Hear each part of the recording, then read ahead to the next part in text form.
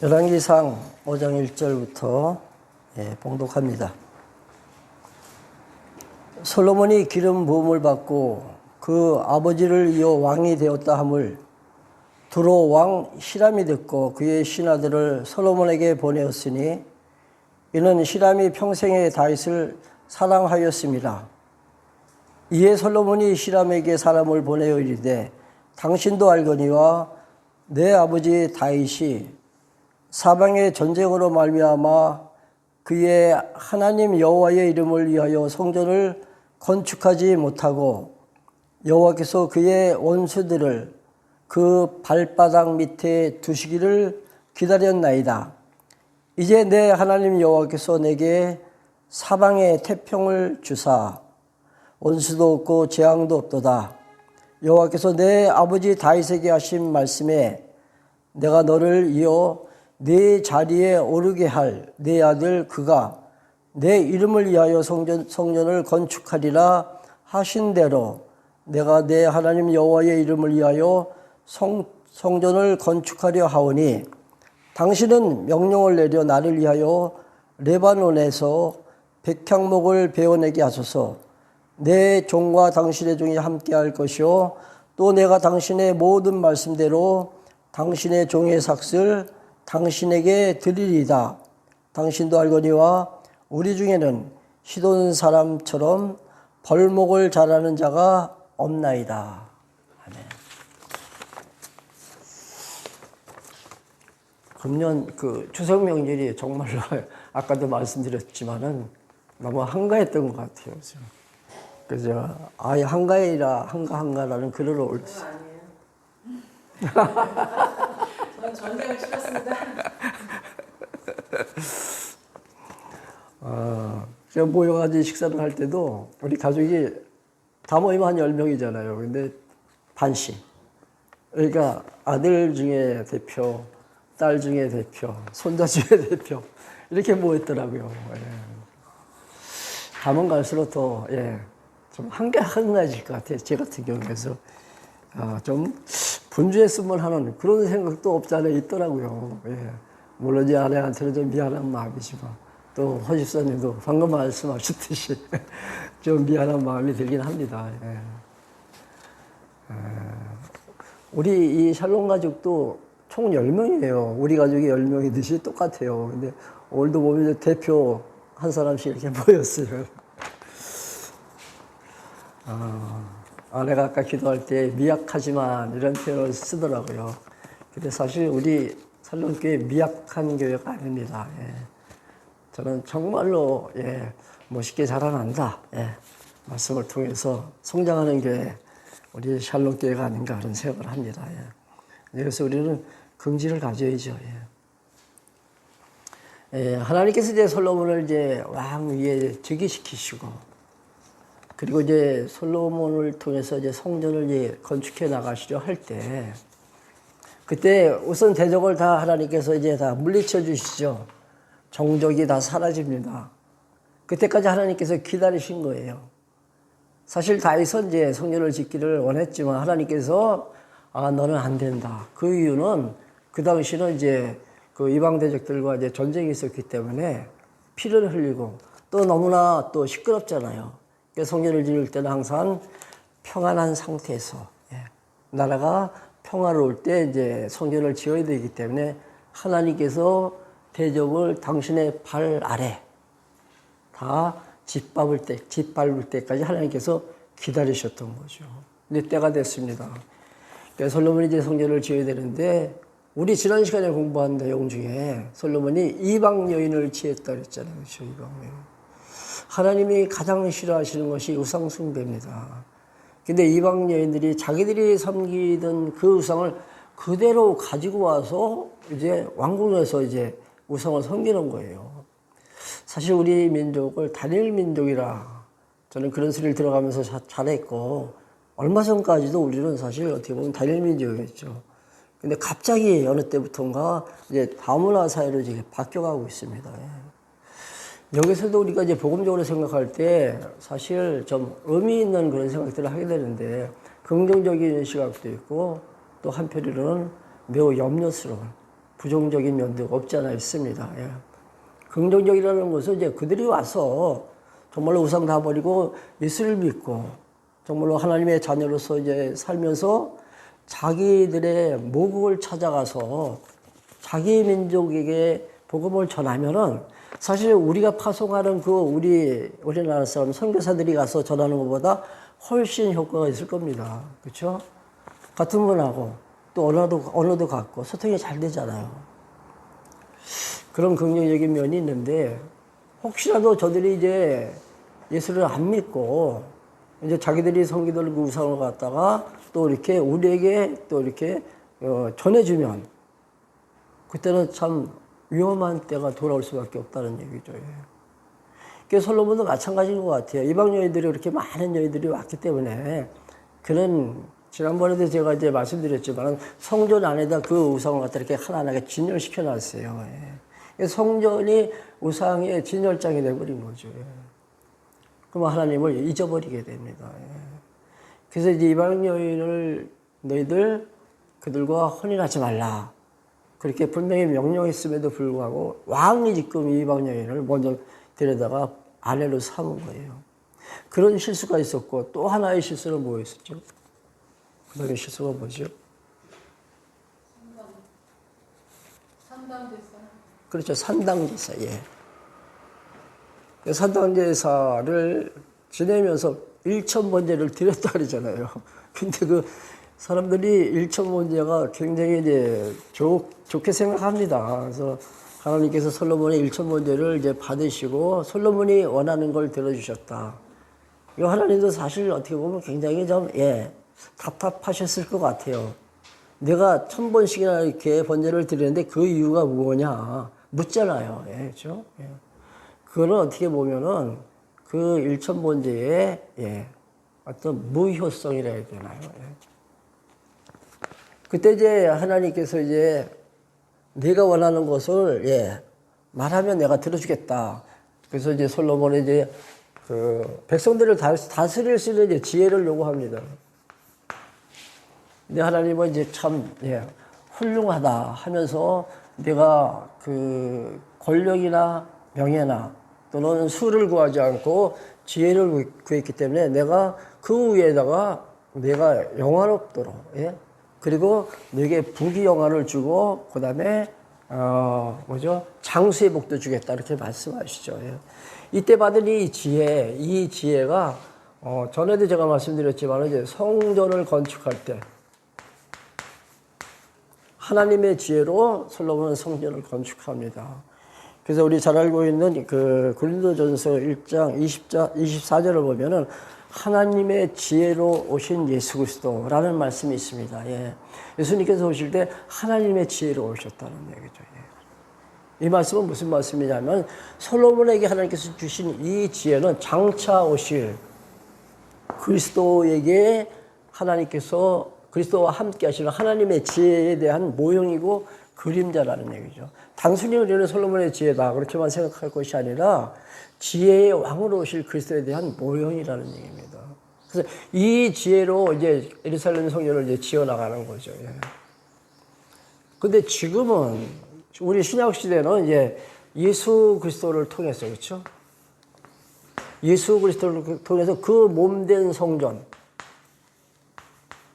성전을 지금 지어가고 있죠. 그렇죠?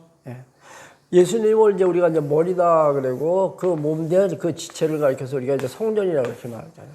이 성전을 지어갈 때 그리스도의 지혜를 가지고 성전을 지어간다는 얘기입니다. 이거 꼭 우리가 명심을 해야 돼요.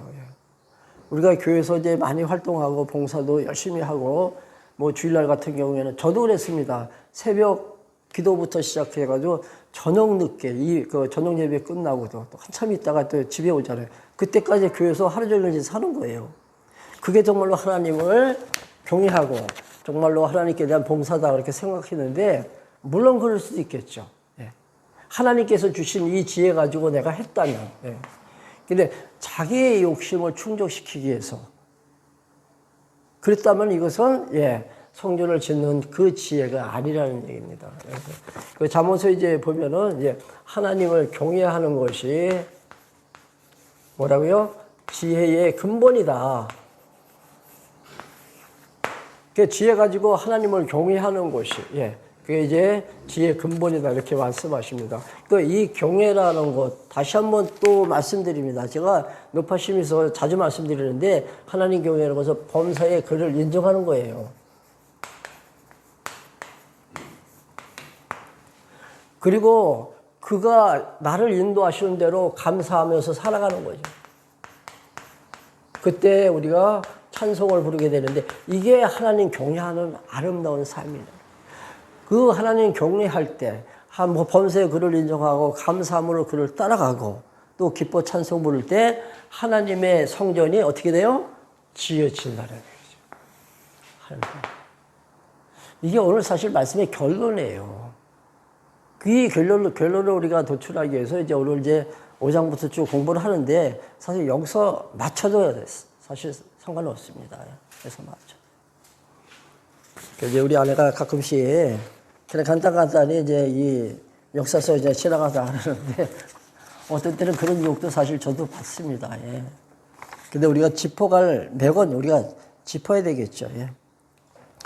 자, 이제 5장 1절 보시기 바랍니다. 5장 1절. 솔로몬이 기름 부음을 받고 그 아버지를 이어 왕이 되었다 함을 들어 왕 히람이 듣고 그의 신하들을 솔로몬에게 보내었으니 이는 히람이 평생에 다윗을 사랑하였습니다. 그래서 이제 이 솔로몬과 들어왕 히람이 약조를 맺습니다. 약조.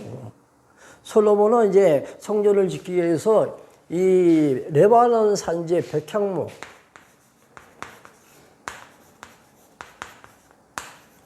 이걸 이제 성전 제목으로 이제 솔로몬이 이제 가지고 오죠. 근데 이 백향목이 이제 어떤 나무입니까? 이 나무가. 제가 이제 오늘 주보에다 이렇게 그림을 올려놨잖아요. 그렇죠? 예.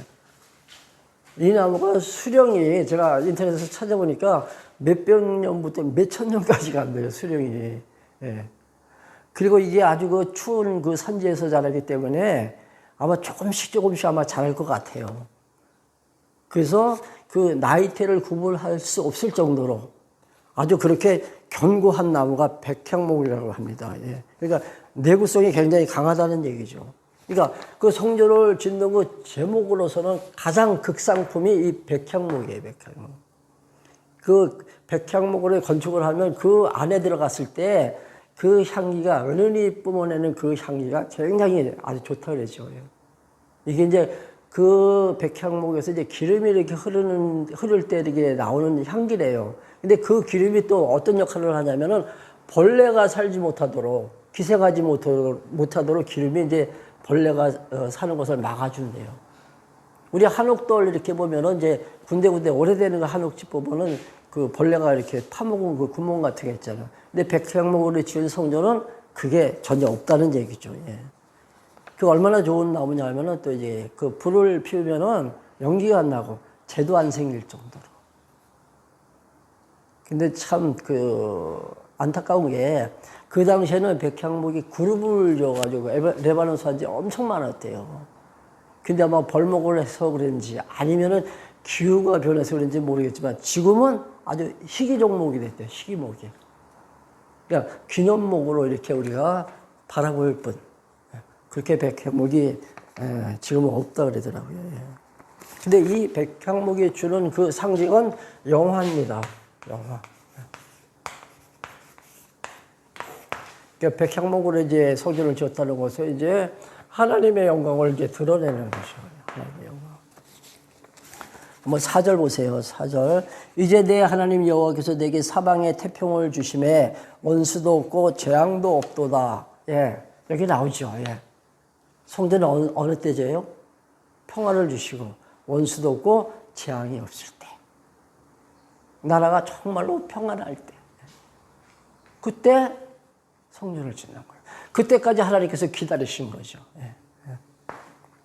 그래서 이제 그 솔로몬이 들어왕 히람하고 이제 약조를 맺습니다. 우리가 필요한 것은 제목이다. 그러니까 백향목 또는 잣나무를 우리에게 보내주면은 너희들이 궁정에서 사용할 수 있는 식자재, 곡물이라든가 기름을 우리가 대주겠다. 그래서 서로 약조를 해요. 그때 이제 히람도 하는 얘기가 하나님께서 당신에게 지혜를 주셨다 그러죠. 우리 한번 12절도 한번 볼래요. 자, 5장 12절입니다. 여호와께서 그의 말씀대로 솔로몬에게 지혜를 주신 거로 히람과 솔로몬이 친목하여 두 사람이 함께 약조를 맺었더라. 서두에서 말씀드렸잖아요. 이 지혜로 무엇을 지어요? 성전을 지어요. 하나님께서 지혜를 주실 때는 성전 지으라고. 근데 우리 그 부모님들이 자녀들을 위해서 기도할 때 어떻게 기도합니까? 명의는 어떻게 하는지 모르겠는데, 지혜와 총명을 주세요 그러잖아요. 그렇죠? 그때 부모들의 생각 속에는 그 지혜가 어떤 개념을 갖고 있어요? 공부 잘 할 수 있도록. 그렇죠? 근데 하나님께서 솔로몬에게 주신 그 지혜는 그런 지혜가 아니야. 그 지혜를 이제 신약 시대를 살아가고 있는 우리에게 적용을 시킨다면은 하나님을 경외하기 위해서 하나님께서 우리에게 지혜를 주십니다. 그러니까 내가 하나님을 저기 경외하고 있다는 것은 내가 지금 하나님께 지혜를 받고 있다는 얘기예요.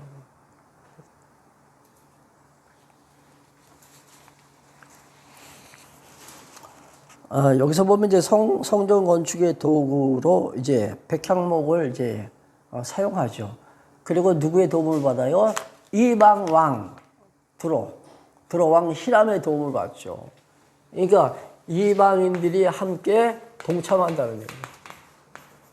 성전을 지을 때. 좀 이해가 잘 안 되잖아요. 그렇죠? 하나님께서 이스라엘 백성들을 통해서 성전을 지어가셔야 되는데 이방인들을 하나님께서 쓰시는 거예요.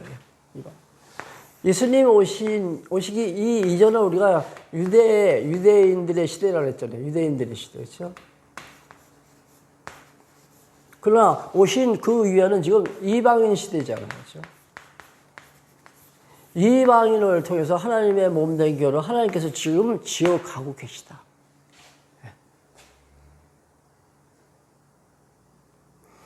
계속 이제 공부하면 나오겠지만은, 남북이 이제 갈라지면서 북쪽은 이제 먼저 망하고, 그리고 이제 남쪽 유다가 이제 포로로 잡혀가고 70년 동안 포로 생활을 할 때, 그때 각국에 이렇게 흩어져 분산 수용됩니다. 결집하면 안 되니까 이렇게 분산시켜 놓은 거예요.